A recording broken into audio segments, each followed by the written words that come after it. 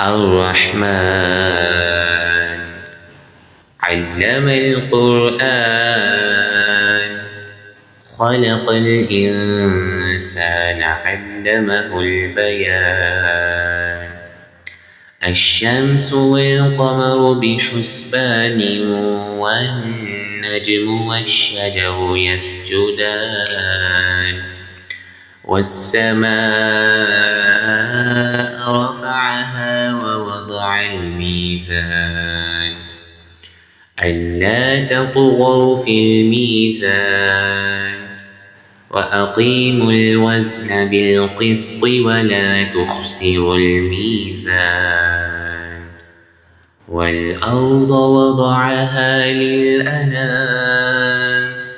فيها فاكهة والنخل ذات الأكمام والحب ذو العصف والريحان فبأي آلاء ربكما تكذبان خلق الإنسان من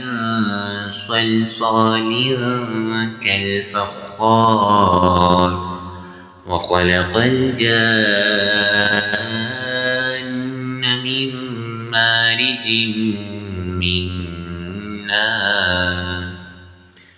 فبأي آلاء ربكما تكذبان رب المشرقين ورب المغربين فبأي آلاء ربكما تكذبان